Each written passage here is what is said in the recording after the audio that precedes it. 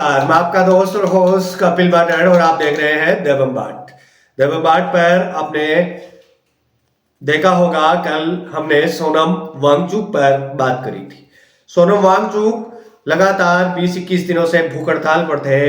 एक बड़ी खबर आ रही है कि सोनम वांगचुक ने भूख हड़ताल खत्म कर दी है। लद्दाख को राज्य का दर्जा दिए जाने और उसे संविधान की 6ठी अनुसूची में शामिल करने की मांग को लेकर 21 दिनों से धरने पर बैठे सामाजिक कार्यकर्ता सोनम वांगचुक ने अपनी भूख हड़ताल खत्म कर दी। हालांकि 21 दिनों तक नमक और पानी पर जीवित रहने के बाद प्रसिद्ध जलवायु कार्यकर्ता और शिक्षा सुधारक सोनम वांगचुक ने कहा कि उनकी लड़ाई अभी जारी रहेगी।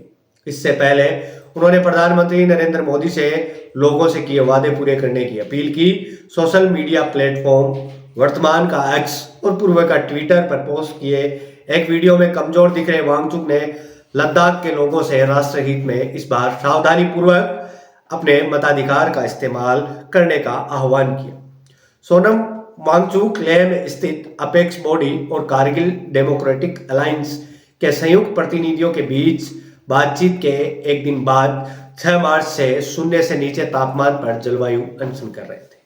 आपको पता है कि लद्दाख एक ऐसा शहर है जो बर्फ के लिए प्रसिद्ध है, जो अपनी ठंड के लिए प्रसिद्ध है। मुख्यतः लद्दाख का तापमान -10 से -15 डिग्री तक रहता है। इस तापमान में रहने वाले लोग कितने मजबूत होते होंगे और इन तापमान में रहने वाले लोगों की क्या क्या मांगे हो सकती है, इस बारे में ध्रुव राठी का भी एक वीडियो आया।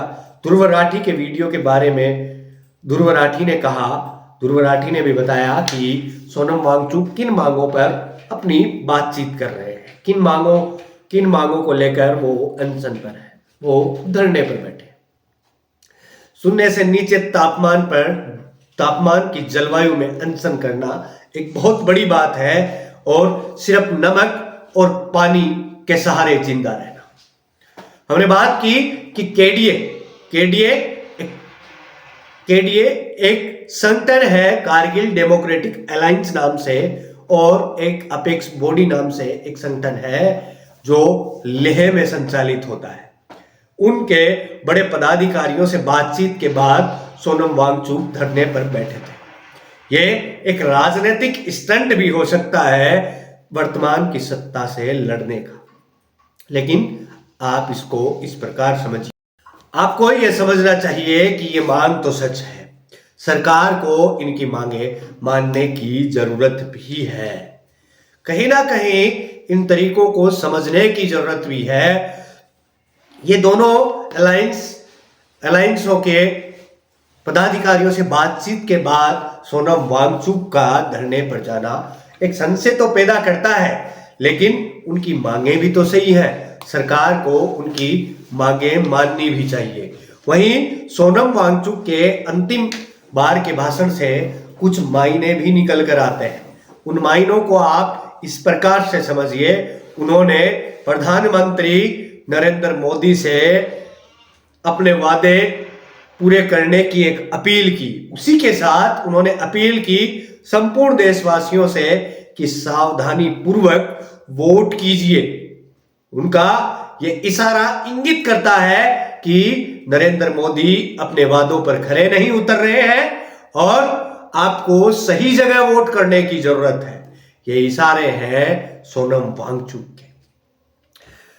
वहीं अनशन पे जाने के बाद इन दोनों संगठनों लद्दाख को राज्य का दर्जा देने तथा उसे 6ठी अनुसूची में शामिल करने की मांग को लेकर आंदोलन का संयुक्त रूप से नेतृत्व अब तक कर रहे हैं। 6ठी अनुसूची में स्वायत्त जिला परिषदों के जरिए असम, मेघालय, त्रिपुरा और मिजोरम में आदिवासी इलाकों के प्रशासन से जुड़े प्रावधान है। सोनम वांगचुक ने कहा, भारत लोकतंत्र की जननी है और हम नागरिकों के पास एक बहुत विशेष शक्ति है। हम निर्णायक भूमिका में हैं। हम किसी भी सरकार को उसके तौर तरीके बदलने के लिए विवश कर सकते हैं या काम नहीं करने पर सरकार बदल सकते हैं। दावा है कि 21 दिनों में लद्दाख के 3 लाख निवासियों में से करीब 60,000 लोग इस अनशन में शामिल हुए। और वहीं आपको बता दूं, सोनम वांगचुक की एक छोटी सी स्टोरी है, उसको आप मैं थोड़ा सा बताते ही आप समझ जाओगे।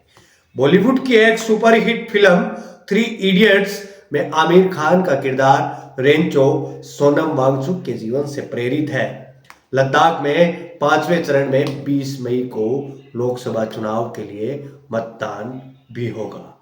इस मतदान के मायने सोनम वांगचुक ने निश्चित किए, तय किए। अब ये आपको सोचना है कि ये किस प्रकार से होगा। अभी के लिए मैं आपसे विदा लेता हूं। मैं आपका दोस्त और होस्ट कपिल भाटर, और आप देख रहे थे दैवम्बाट। और दैवम्बाट पर सोनम वांगचुक की कहानी, उनके अनशन की कहानी। अभी के लिए विदा लेता हूं। आप देखते रहिए दैवम्बाट। धन्यवाद।